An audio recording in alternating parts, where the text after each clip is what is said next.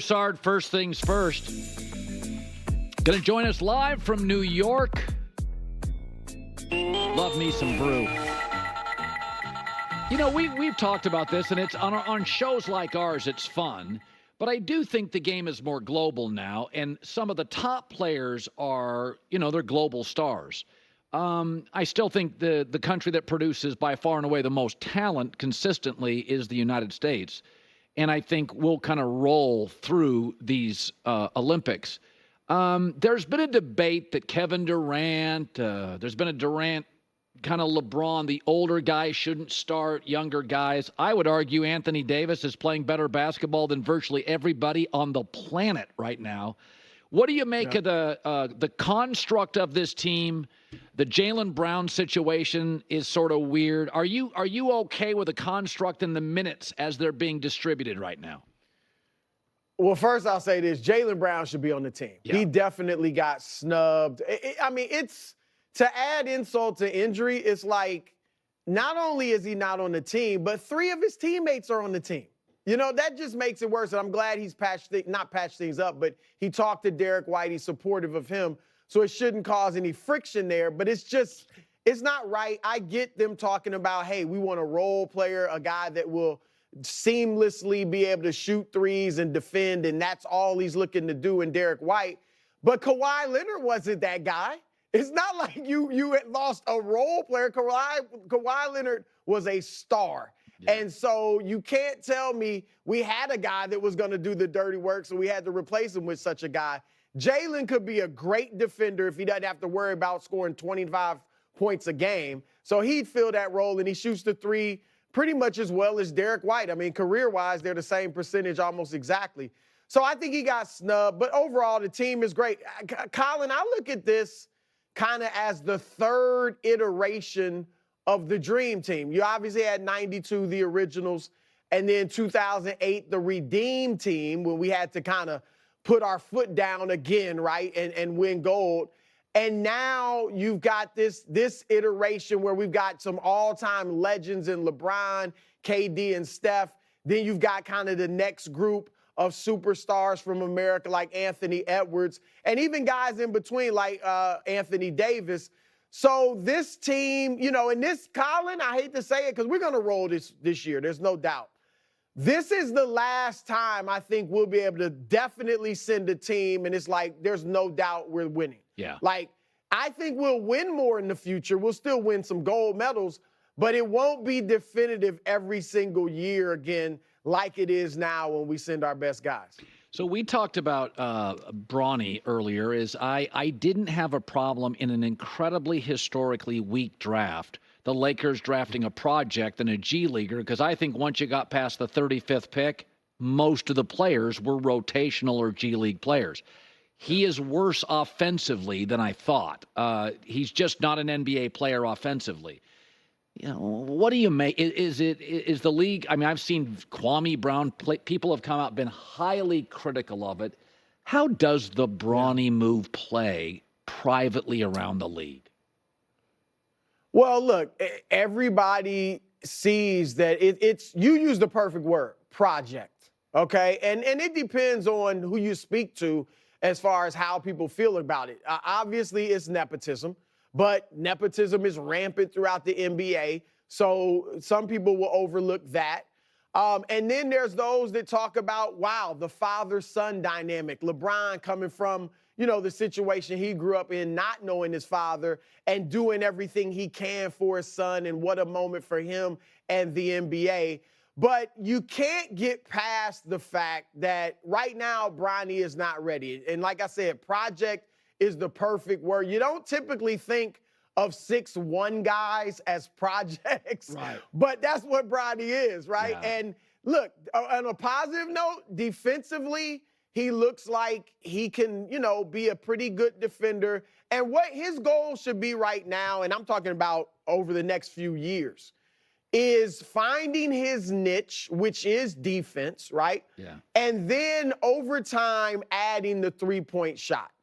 What is really telling, Colin, is the fact that they almost never have him bringing the ball up. Yes. Like, he's a 6'1" player. He's going to have to guard point guards. he's got, obviously not the basketball IQ of his dad, but a solid, smart basketball IQ. And yet they're not even attempting to have him learn point guard at this point. So they're looking at him as a 3-and-D guy, and obviously he's got to work on the three-pointer. The fact people got excited about him hitting threes in the Chicago camp, remember, but that's against air. Yeah. I mean, you've been around NBA guys in practice. When you just let them shoot three-pointers by themselves, they drain a ton of them. So he's got to improve that. I can't imagine the speed of the game is too much for him because he's used to playing against high-level talent. But when you can make threes alone, but you have trouble making them in games, and I'm not talking about just the Summer League, I'm talking about USC as well, that feels like you're rushing your shot because you have to get up quicker than you like to. And so he's got to work on that. But look, the goal ultimately, I think, is can he become a rotation player? Yeah. I don't see him being a starter. No. I don't see him being a star, obviously. No. But can he ever get in a rotation?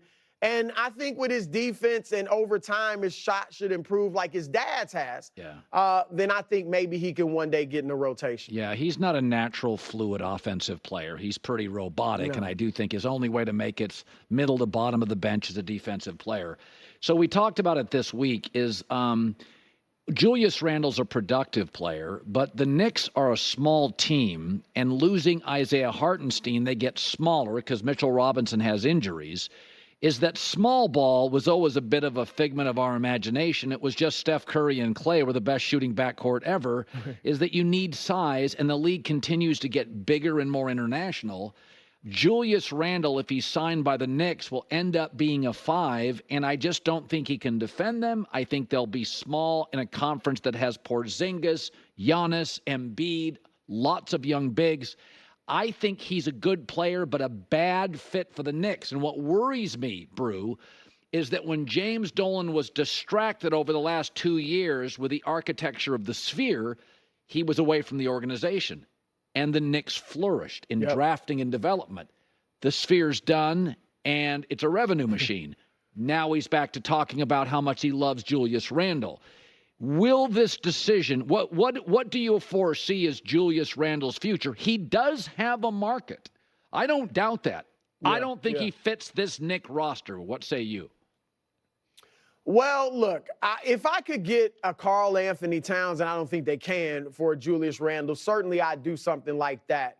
I'm listening. If I'm talking to teams around the league, I'm listening to their offers or their interest in Julius Randle. But I'm not shopping him at this moment. Now, I'm not giving him a contract extension right now either, right? He's eligible for one of those. I'm not giving him that. He's under contract this year, has a player option next year. So I'm just playing it out. And here's the thing, Colin, because you're right. A lot of people are saying, well, now to this Jalen Brunson's team, where does Randle fit? But when they first traded for OG Anunoby midway through last season, Julius Randle was healthy, and everybody was essentially healthy. And they won 12 of 14 games. They went 12-2 with Randle, Anunoby, Brunson, and the rest of the guys. And then Randle got hurt. So if I'm the Knicks, I'm intrigued about, okay, let's try it, right? If it doesn't work out, we have time to move Randle. But right now, let's give it a shot and see how it can work out. Look, they need Mitchell Robinson to be healthy. It's as simple as that, because you're right, losing Hartenstein is big for them. But if Robinson is healthy, you can still have a big guy in the middle, and at times go small, maybe with Randle at the 5. The thing I don't like about him most of all is, and this is no mystery, he just has disappeared in the playoffs. He shoots like 34% in the playoffs, 28% from 3. His scoring average goes way down. And so that bothers me if I'm the Knicks. But I'm giving it a shot early, seeing how it works. And if I have to move him, I think I'll be able to. Chris Broussard, check out First Things First after our show. Good seeing you as always, bud. You too, Colin. Thanks. Yeah, so much of the NBA is fit. We've talked about this. There's a lot of players LeBron just didn't like to fit with, and there's other guys he loved to play with. And we always look at talent. But Westbrook's got talent. There's players he doesn't fit with. Stylistically, it doesn't work. So I think Julius Randle's productive, but you got to remember the Knicks last year when they were playing well, they were playing 4 guards in Hartenstein. Hartenstein can guard the 5. Julie, you can't put